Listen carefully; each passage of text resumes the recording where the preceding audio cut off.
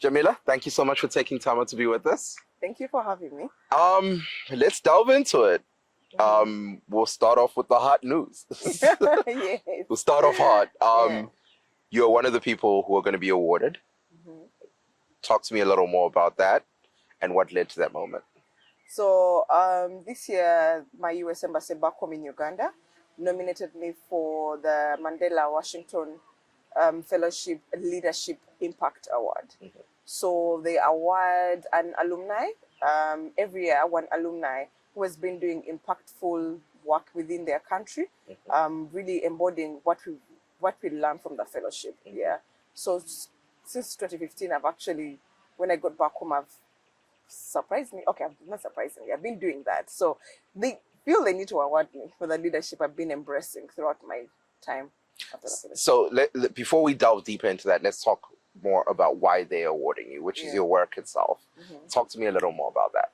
So, as you said, I'm Jamila Mayanja. I founded a social enterprise called Smart Girls Uganda. It is a social enterprise. I started to empower girls and young women to live a healthy and economically sustainable lifestyle.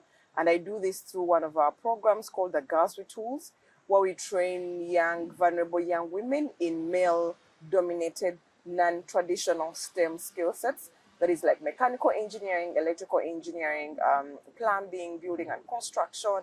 And then we make sure they are fully government certified and running their businesses, or we connect them to already running businesses. Then using human-centered design, I work with them to innovate products that help the communities they come from. For example, we've innovated what we call our recycled solar smart bag. It's a bag that we make out of recycled waste to make it waterproof, and also add a solar panel onto it. So it's a school bag for young girls to help them stay in school during their menstruation periods. So, but also give them lighting after dark to be able to read their books. And with that bag alone, we've been able to keep more than 30,000 young kids in school. And with the Girls with Tools, I've been able to graduate more than 300 young women who are all working either in existing workshops or starting their own businesses that we also host at our center. I've launched things like the Class on Wheels, where we take the Girls with Tools in communities, in rural areas, to really market to the communities that girls can also do these skill sets. But what the girls can do, also the boys can do, and it has been amazing. I've launched a tools library under the program, whereby we borrow out tools within these trades for young people to be able to implement and work. Yeah. So all of this sounds like it's STEM driven. Yes, yeah. Which leads to my next question. STEM typically across the whole continent is male driven. Yeah. It's male dominated. Yeah. To what extent is your program changing that narrative to ensure that women get the same opportunities in STEM? I love that you say that. That's why I started the Girls with Tools. I really wanted to prove that women can really take up these STEM careers, thrive in them, and make sure their generations after them are actually thriving. Some of the girls have trained in electrical engineering. One of them is in the oil industry in Uganda and is doing amazing. So it has changed. She even told me and called me, she's like, I'm rich here and I'm literally the only girl here as the electrical engineer. And I told her, that's why I empowered you. That's why I empowered you, to show the community that not only men can do these skills. And to the extent, just recently, in this particular program, I enroll girls, but I started enrolling 20% boys who would study with my girls, for them to know that girls can actually do this. But most importantly, people think it's only the educated girls. These are girls that pick from vulnerable situations. They're going through gender-based violence. They've dropped out of school. They're teenage mothers. But show the community that STEM doesn't need you to be full brain. It just needs that person who believes that you need the skill. So I give them the skills to prove to society, to challenge that status quo, that no matter whatever background this woman is coming from, she can be that mechanical engineer. She can be that amazing water engineer. And they've done that. So how are you, if we're looking at, for example, young girls in less impoverished societies, how are you reaching those young girls? Because for STEM, the most important thing is the T, technology. And less impoverished communities seem to lack that. So how are you reaching them and helping them? So I've just launched another program that we call the Girls in Tech, because that was one of our biggest challenge. So we take the Girls in Tech within the very rural areas in partnership with one of the big media companies in Uganda. It's called MTN Uganda.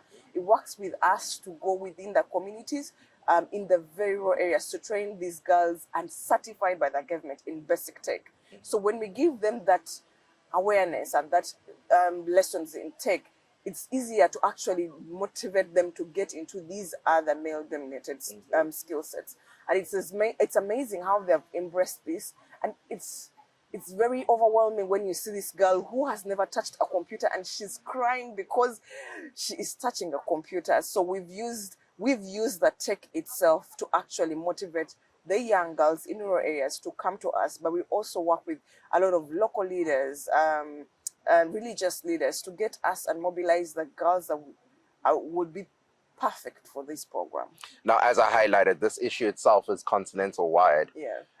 How do you expand your program to ensure that it's helping young people, not just in Uganda, but in the most remote places in Zimbabwe, in South Africa, in Egypt, wherever? I'm actually scaling to South Africa because of there's a team there that really loved my innovation, the solar smart bag, and South Africa's recently been going through load shedding like a problem. Right.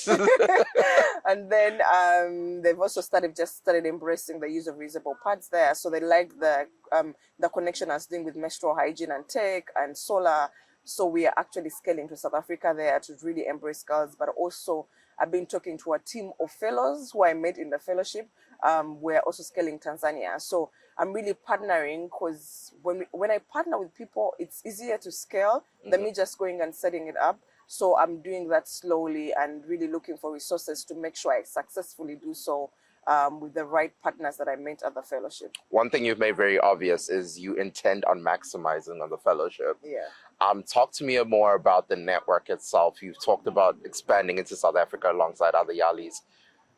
Elaborate more on how you are maximizing on the Yali Fellowship. So why I really, really love the Mandela Washington Fellowship, it's like it brought all these amazing Africans, yeah, to us in one place.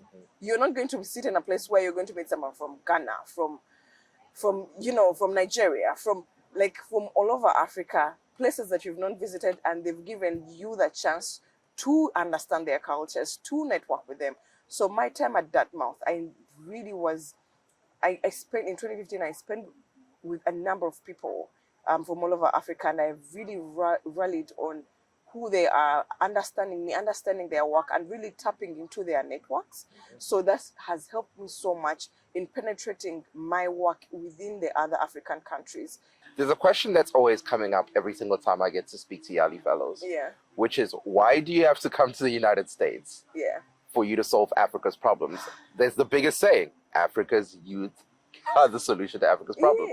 So why is it necessary for the US to facilitate, to have 700 young genius Africans work together to fix Africa's problems? Why I think it's very important, because sometimes when you're learning within your state of convenience and comfort, you do not appreciate the resources that you have. For me, the time in 2015 when I came for the fellowship in the US, it opened my mind to appreciate that Americans are also human beings.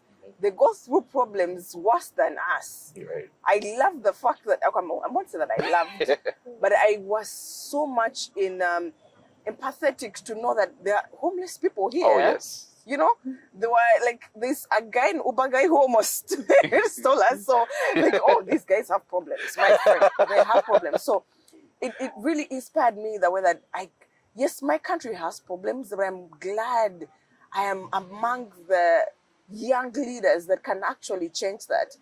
I met people in New Hampshire that didn't know my country, but when I kept on telling them about Uganda, they were in amazement that I'm embodying my country, that I'm more intellect than they were, and they thought they were. So for me, them bringing us here is to take us out of our comfort zone, to appreciate diversity, for us to be inclusive amongst each other, to know that, to be aware of each other's strengths and weaknesses and how we can build out of them. Well, Jamila, thank you so much for taking time out. Thank you for having And me. congratulations again. Oh, thank you.